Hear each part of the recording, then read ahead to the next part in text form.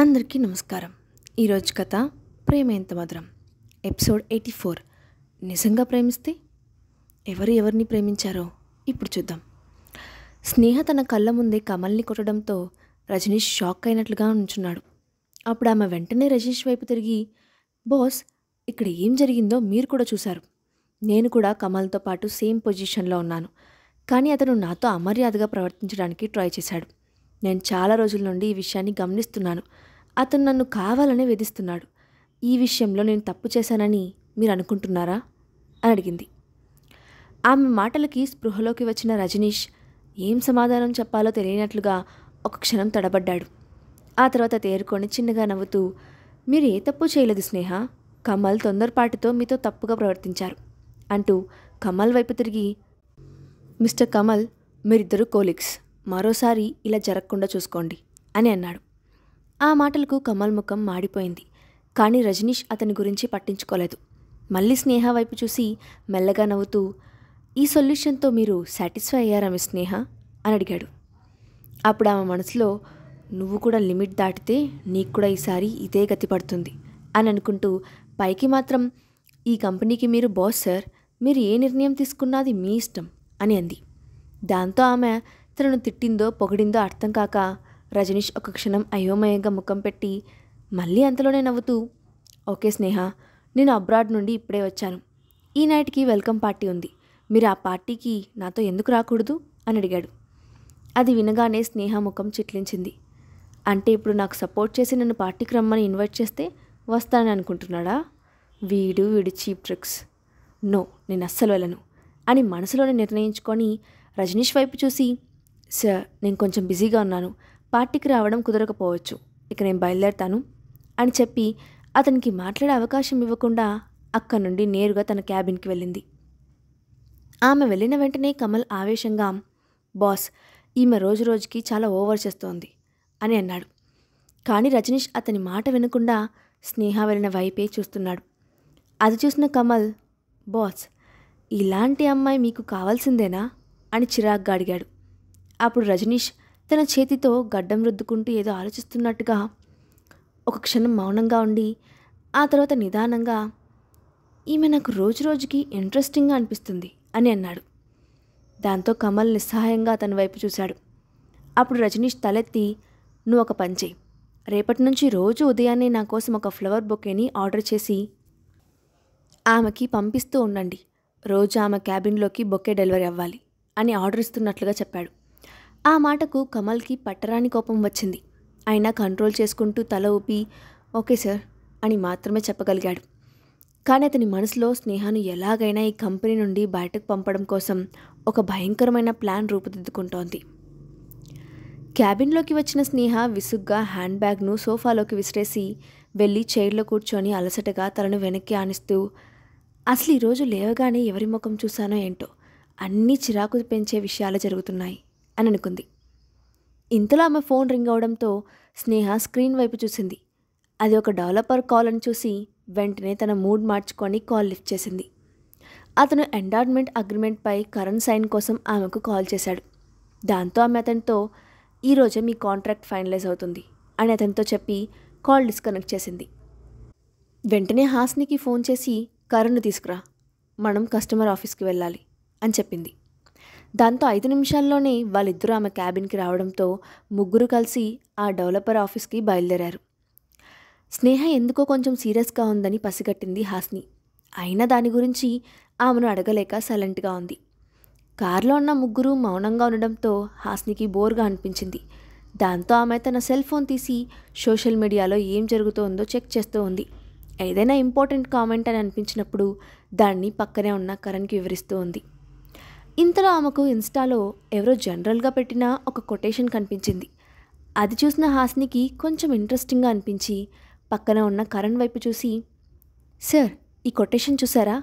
మగవాళ్ళు తాము ఎక్కువగా ప్రేమించిన వ్యక్తిని పెళ్లి చేసుకోలేకపోయినా జీవితాంతం వాళ్ళని గుండెల్లో పెట్టుకొని ఆరాధిస్తూనే ఉంటారట అంటూ నవ్వుతూ చెప్పింది. ఆ మాట వినగానే స్టీరింగ్ వీల్పై ఉన్న స్నేహ చెయ్యి దాదాపు జారిపోయి కారు అదుపు తప్పినట్లయి మెలికలు తిరిగింది. కానీ అదృష్టవశాత్తు స్నేహ వెంటనే తేరుకొని హడావిడిగా కారు నాపింది. అంత భయంకరమైన క్షణంలో కూడా ఆమె జరిగిన ప్రమాదం గురించి ఆలోచించలేదు. వెంటనే ఆమె మనసులో అక్షయ్ గురించి అభయ్ చెప్పిన మాటలు ప్రతిధ్వనించాయి. అక్షయ్ మనసులో వేరే ఎవరో ఉన్నారన్న మాట ఆమెను కలవరపెట్టింది. ఇప్పుడు ఆస్ని చెప్పిన లైన్ ప్రకారం మగవాళ్ళు తాము ఎక్కువగా ఇష్టపడే వ్యక్తిని పెళ్లి చేసుకోకుండా హృదయంలో పెట్టుకుంటారని అంది. అంటే పెళ్లి చేసుకున్న నేను అక్షయ్ మనసులో లేనా? అతను వేరే ఎవరినో ఇష్టపడుతున్నాడా అనే అనుమానం ఆమెలో మొదలైంది. ఆ ఆలోచనతోనే ఆమెకు పిచ్చెక్కినట్లుగా అనిపించింది. దాంతో విసుగ్గా తన కణతలపై చేయి వేసి రుద్దుకుంది. మరోవైపు వెనక సీట్లో కూర్చున్న కరణ్ హాస్ని ఇద్దరూ షాక్ అయ్యారు. వాళ్ళు మామూలు స్థితికి రావడానికి కొంచెం సమయం పట్టింది. ముందుగా హాస్ని మాట్లాడుతూ, వామ్మో, నేను భయపడి చచ్చాను. ఈ రోజుతో నాకు ఈ భూమిపై నూకలు తీరిపోయాయని అనుకున్నాను అంటూ చేత్తో గుండెలపై తట్టుకుంది. కరణ్ కంగారుగా స్నేహ వైపు చూశాడు. ఆమె సేఫ్గానే ఉందని కనిపించడంతో అతను అమ్మయ్య అని ఒక నిట్టూర్పు విడిచాడు. కానీ ఆమె చేతులతో తల రుద్దుకోవడం చూసి అతను, స్నేహ మేడం, నేను డ్రైవ్ చేస్తాను, మీరు రెస్ట్ తీసుకోండి అని అన్నాడు. దాంతో స్నేహ సరేనంటూ తలూపి తన సీట్ మారింది. దాంతో కార్ మళ్ళీ స్టార్ట్ అయింది. వెనక సీట్లో కూర్చున్న స్నేహ కళ్ళు మూసుకొని ఉంది. ఆమె తన మనసులో, నేనెందుకు అక్షయ్ గురించి ఇంతలా ఆలోచిస్తున్నాను? అతని మనసులో ఎవరుంటే నాకేంటి? మా ఇద్దరిది కేవలం కాంట్రాక్ట్ మ్యారేజ్. అతని ఆలోచనలు నా ఎమోషన్స్ని ఎందుకు కంట్రోల్ చేస్తున్నాయి? లేదు, ఇలా జరగకూడదు. అతను నాపై ప్రభావం చూపించకూడదు అని అనుకుంది. ఇంతలో కార్ డెవలపర్ ఆఫీస్కి రావడంతో ముగ్గురు లోపలికి వెళ్ళారు. కాసేపట్లోనే అడ్వర్టైజ్మెంట్ కాంట్రాక్ట్పై సక్సెస్ఫుల్గా సైన్ చేశాడు కరణ్.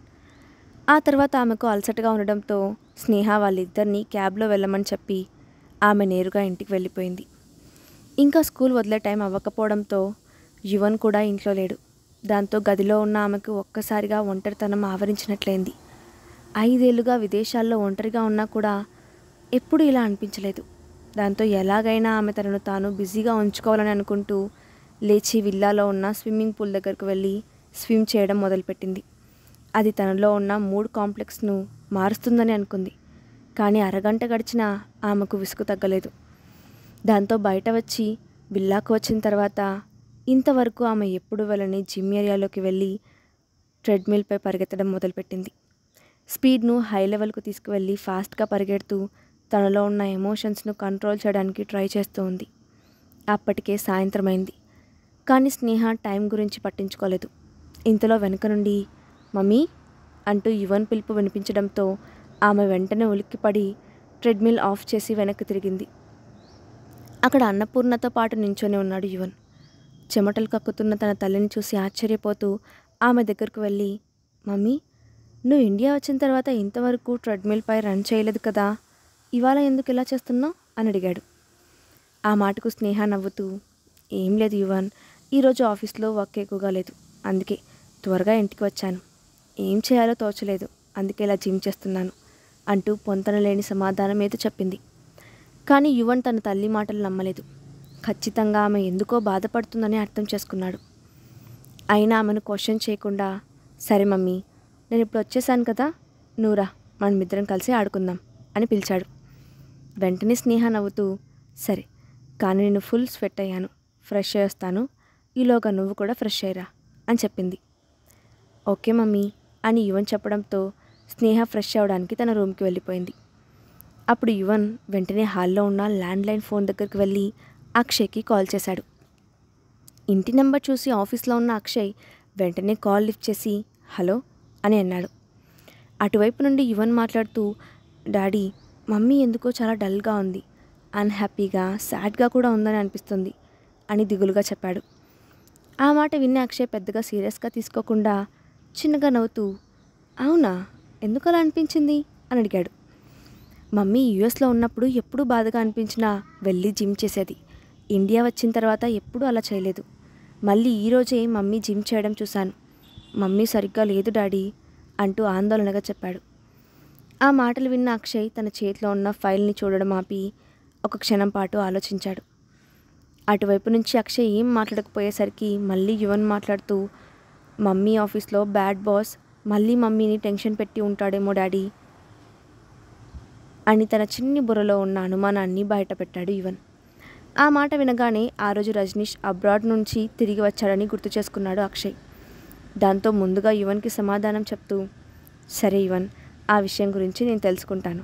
నువ్వు మమ్మీ గురించి కంగారు పడకు, నేను చూసుకుంటాను అని చెప్పాడు. తన తల్లి గురించి అక్షయ్ కేర్ తీసుకుంటారని చెప్పడంతో యువన్ సంతోషంగా ఓకే డాడీ అని చెప్పి ఫోన్ పెట్టేసి ఫ్రెష్ అవ్వడానికి ఆనందంగా తన రూమ్కి వెళ్ళిపోయాడు. ఫోన్ పెట్టేసిన అక్షయ్ వెంటనే త్రిపాఠిని లోపలికి పిలిచి, ఈరోజు రజనీష్ ఆఫీస్లో ఏం చేశాడో కనుక్కోండి అని చెప్పాడు. ఆ మాటతో త్రిపాఠి ఒక క్షణం అనుమానంగా చూసి, త్వరలో జరగబోయే వేద ఫ్యామిలీ మీటింగ్కి సంబంధించి రజనీష్ ఏదైనా ప్లాన్ చేసి ఉంటాడా? ఆ విషయం బాస్కి తెలిసిందా? అందుకే ఇలా చెప్తున్నాడా అని అనుకున్నాడు. దాంతో వెంటనే ఓకే బాస్ అని చెప్పి హడావిడిగా అక్కడి నుంచి వెళ్ళిపోయాడు. 10 నిమిషాల తర్వాత తన ఎంక్వైరీ పూర్తి చేసుకొని లోపలికి వచ్చిన త్రిపాఠి, బాస్, రజనీష్ గారు ఈరోజు తప్పుగా ఏం చేయలేదు, ఆఫీస్ అంతా ప్రశాంతంగానే ఉంది, మేడంతో కూడా అతను ఎక్కువగా ఏం మాట్లాడలేదు అని చెప్పాడు. అది విన్న అక్షయ్ ఆలోచిస్తూ, మరి ఆమె ఎందుకు అంత డల్గా ఉంది, దేనికి బాధపడుతోంది అని అనుకుంటూ తన ముందున్న ఫైల్ మూసేసి, నేను బయలుదేరుతున్నాను, మీరు ఈ వర్క్ కంప్లీట్ చేసి వెళ్ళండి అని చెప్తూనే చైర్ల నుండి లేచి తన కోట్ను చేతిపై వేసుకొని చేతిలో ల్యాప్టాప్ బ్యాగ్ పట్టుకొని అక్కడి నుండి హడావిడిగా బయలుదేరాడు. కానీ తన డెస్క్ నుండి కొంచెం దూరం రాగానే క్యాబిన్ డోర్ను తోసుకుంటూ లోపలికి వచ్చాడు అరుణ్. వస్తూనే ఆనందంగా తన చేతిలో ఉన్న top quality red wine bottle చూపిస్తూ, రే, నువ్వు ఇంకా ఓవర్ టైం చేస్తూ ఆఫీస్లోనే ఉంటావని నాకు తెలుసు, అందుకే ఈరోజు నీకోసం ఏం తీసుకొచ్చానో చూడు అని చెప్తూ వైన్ బాటిల్ను అక్షయ్ ముందు పెట్టి, పద ఇద్దరం కలిసి తాగుదాం అంటూ వెళ్ళి సోఫాలో కూర్చున్నాడు. కానీ అక్షయ్ నిల్చున్న చోట నుండి ఒక్క అంగుళం కూడా కదలకపోవడంతో అరుణ్ అయోమయంగా అక్షయ్ వైపు చూసి, ఇంకా అక్కడే నుంచొని ఏం చేస్తున్నావు, త్వరగా రా, నేను నీకోసం ఇంత మంచి వైన్ తీసుకొస్తే నువ్వెందుకు అలా కదలకుండా ఉన్నావు అని అన్నాడు. అప్పుడు అక్షయ్ ఆ బాటిల్ అక్కడే పెట్టేసి, నువ్వెళ్ళు అని సింపుల్గా చెప్పాడు. ఆ మాట వినగానే అరుణ్ ఆశ్చర్యంగా చూస్తూ తానేదో తప్పుగా ఉన్నానని అనుకుంటూ, ఏంటి అని మళ్ళీ అడిగాడు. అప్పుడు అక్షయ్ కొంచెం గంభీరంగా చూసి, ఒక్కటే మాట ఎన్నిసార్లు చెప్పాలి, నేను ఈరోజు ఓవర్ టైం చేయడం లేదు, ఇంటికి వెళ్ళాలి, ఆ బాటిల్ అక్కడే పెట్టేసి నువ్వు కూడా బయలుదేరు అని అన్నాడు. అరుణ్ తాను విన్నదాన్ని నమ్మలేకపోయాడు.